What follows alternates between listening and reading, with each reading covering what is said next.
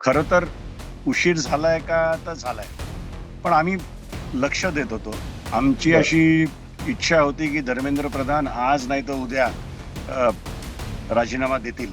आज ज्या पद्धतीने मारहाण मुलांना झाली त्याच्यावरनं एक तर नक्की ठरलं की हे लोक यांना काय दाद देणार नाहीत.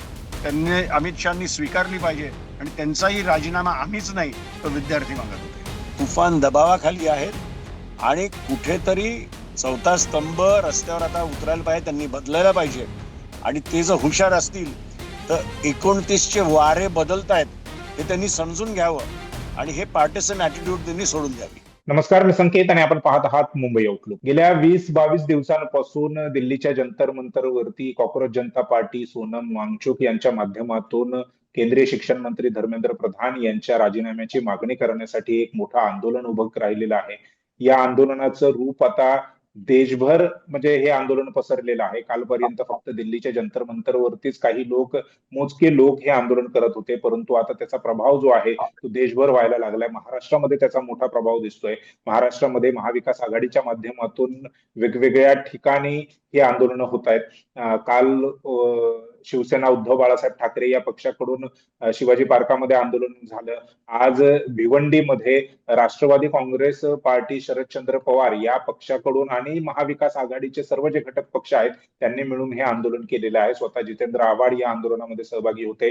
राष्ट्रवादी काँग्रेस, शरदचंद्र पवार पक्षाचे ठाण्याचे जिल्हाध्यक्ष जे आहेत मनोज प्रधान सर, ते आज आपल्या सोबत आहेत. सर, आंदोलन तुमचं झालं, भर पावसामध्ये हे आंदोलन झालं, नेमकं काय आहे? आणि म्हणजे हे आंदोलन तुम्हाला इथे महाराष्ट्रामध्ये आंदोलन करण्यासाठी उशीर झालाय का? कारण 20-22 दिवस झालं दिल्लीमध्ये हे आंदोलन सुरू होतं. खरं तर उशीर झालाय का तर झालाय, पण आम्ही लक्ष देत होतो. आमची बरं. अशी इच्छा होती की धर्मेंद्र प्रधान आज नाही तर उद्या अ, राजीनामा देतील. पण काल जे सकाळी किंवा परवा जे सकाळी झालं, सोनमजींना ज्या पद्धतीने उचलून घेऊन गेले, आज ज्या पद्धतीने मारहाण मुलांना झाली, त्याच्यावरनं एक तर नक्की ठरलं की हे लोक यांना काय दाद देणार नाहीत. नीटची कितीही पेपर फुटले तरी त्याची जबाबदारी कोणीही घ्यायला तयार नाही. आणि एक गोष्ट निश्चित झाली की आम्ही आज आंदोलन करायचं ठरवलं, पण फक्त राष्ट्रवादीचे कार्यकर्ते नाही तर विद्यार्थी त्या ठिकाणी होते, बाकी पक्षाची लोक होतीच. पण आज प्रामुख्याने मी तुम्हाला सांगतो की आम्ही 11ची वेळ दिली होती आणि आमचे कार्यकर्ते येता येता उशीर झाला, पण पहिली जी लोक तिकडे पोहोचली ती विद्यार्थी होती. त्यांना कुठल्याही पक्षाशी घेणं देणं नव्हतं. त्यांना बरोबर. फक्त आणि फक्त धर्मेंद्र प्रधानांच्या राजीनाम्याची गरज होती.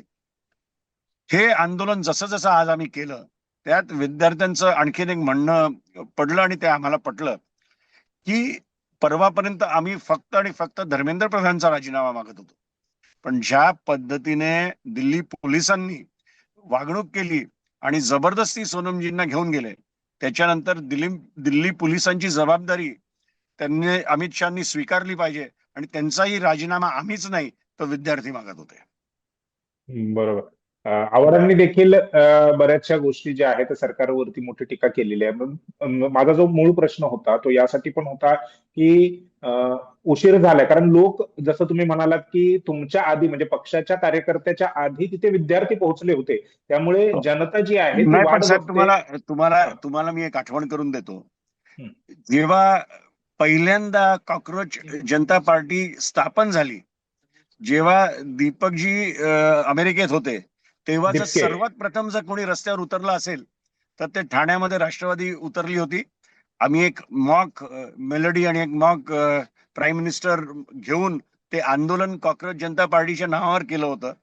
आणि माझ्या इन्स्टावर सर्वात जास्ती व्ह्यू जर कुठल्या गोष्टीला होत्या तर ते त्या क्लिपला होते. म्हणजे हं. आज आम्ही उतरलेलो नाही, आम्ही पहिल्याच दिवशी जर कोणी उतरला असेल तर ठाण्याचा राष्ट्रवादी काँग्रेस पक्ष उतरला होता. एवढंच होतं की आम्हाला असं वाटत होतं की देर आहे दुरुस्त आहे, सरकार काहीतरी करेल.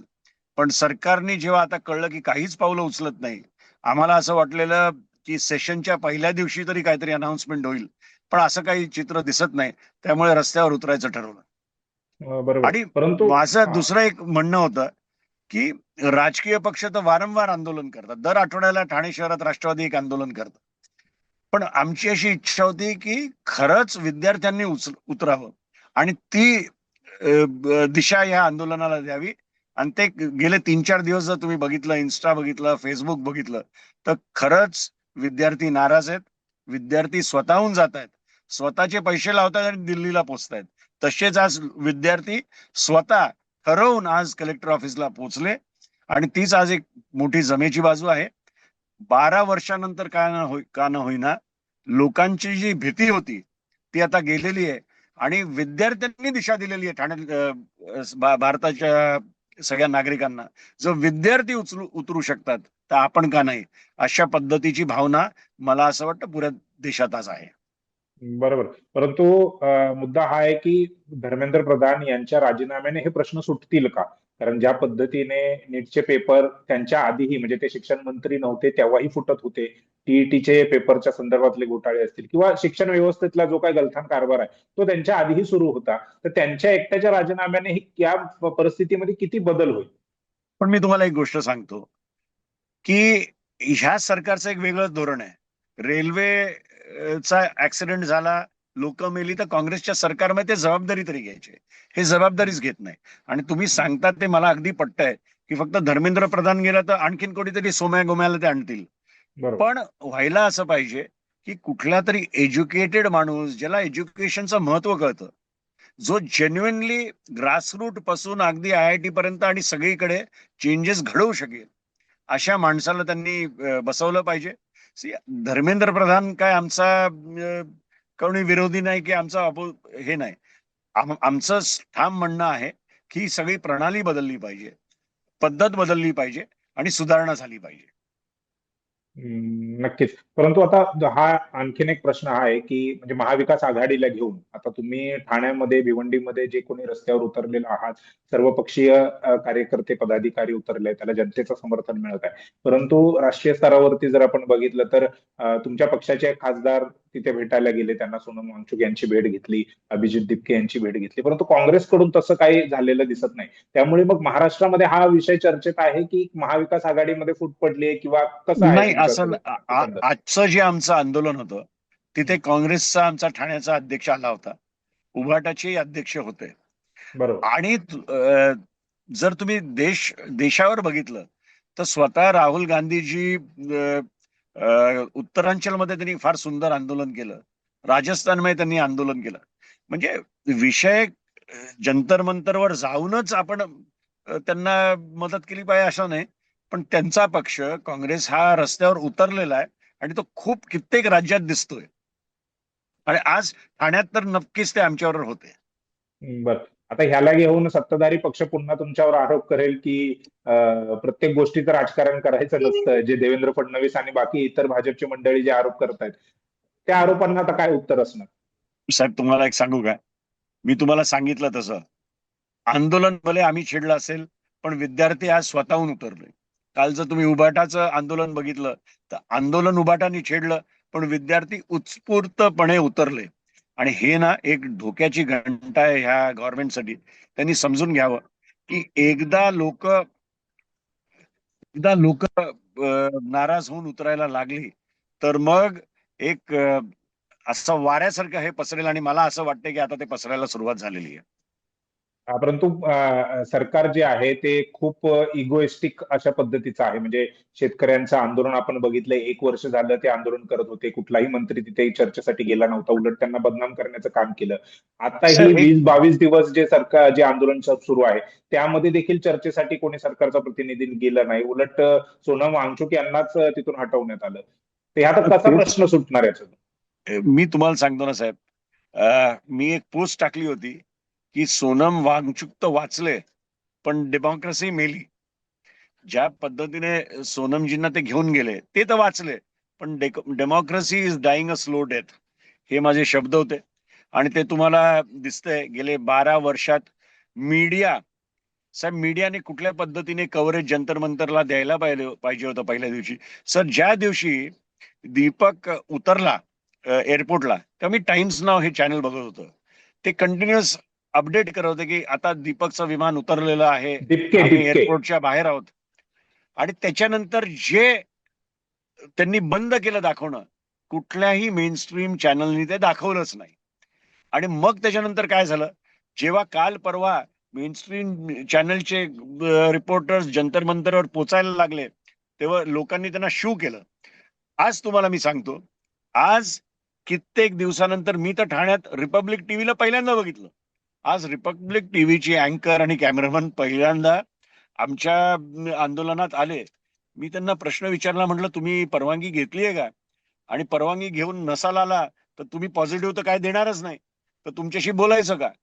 पण आम्ही कटाक्षाने पाळलं, त्यांना इज्जत दिली. आव्हाड साहेबांनी त्यांना इंटरव्ह्यू दिला.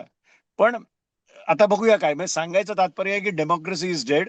नाही पेपरवाले पण तुमच्याकडे आहेत. ह्यामध्ये एक प्रश्न असा पण आहे की तुम्ही सातत्याने मीडियावरती आरोप लावत आहात की गोदी मीडिया आहे किंवा सरकारच्या दरबारातला मीडिया आहे, व्हॉट एव्हर जे काय तुमचे आरोप आहेत. मग असे आरोप असणारे किंवा अशी मीडिया असणारी हे सरकारच्या विरोधातलं आंदोलन आता का कव्हर करते?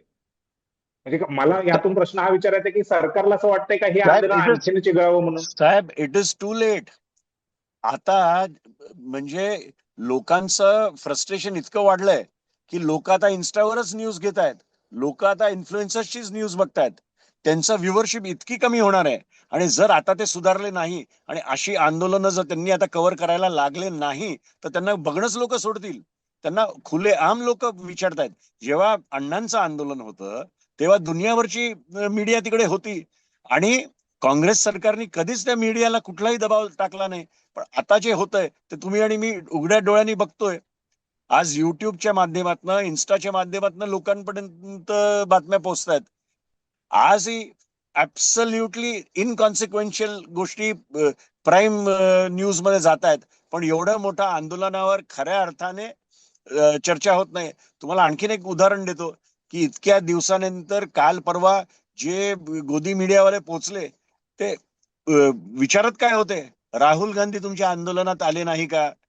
हे नाही का? तुमचं फंडिंग कुठे चाललंय, कुठनं येतंय? म्हणजे काय प्रश्न विचारताय तुम्ही? त्यामुळे ह्याच्यावरनं कळतं की ते तुफान दबावाखाली आहेत आणि कुठेतरी चौथा स्तंभ रस्त्यावर आता उतरायला पाहिजे, त्यांनी बदलायला पाहिजे. आणि ते जर हुशार असतील तर 29चे वारे बदलतायत हे त्यांनी समजून घ्यावं आणि हे पार्टिसन ऍटिट्यूड त्यांनी सोडून द्यावी. बरं, नक्कीच त्याच प्रयत्नाचा एक भाग ही मुलाखत आहे. तुम्ही थँक्यू सो मुंबई मच. आउटलुकला वेळ दिलात, बोललात, त्याबद्दल तुमचा आभार, धन्यवाद. थँक्यू आणि सो मच पुन्हा सर. एकदा वेळ द्याल, अशीच चर्चा करू किंवा यापेक्षा वेगळ्या विषयावरती चर्चा करू, अशी नक्की सर. अपेक्षा आपल्याकडून आहे. धन्यवाद सर. आमच्या ठाणे शहरात खूप समस्या आहेत. त्या संदर्भात मोठे मोठे प्रोजेक्ट होत आहेत, त्यांना आमचा विरोध आहे. त्या विरोधाची कारणं आम्ही तुम्हाला देऊ इच्छितो. तुम्ही नक्कीच. वेळ द्या सर मला. मी नक्कीच तुमच्या स्टुडिओमध्ये येईन किंवा अशाच पद्धतीने आपण परत एक इंटरव्ह्यू कंडक्ट करू. नक्की थँक्यू सर. So much. धन्यवाद. थँक्यू.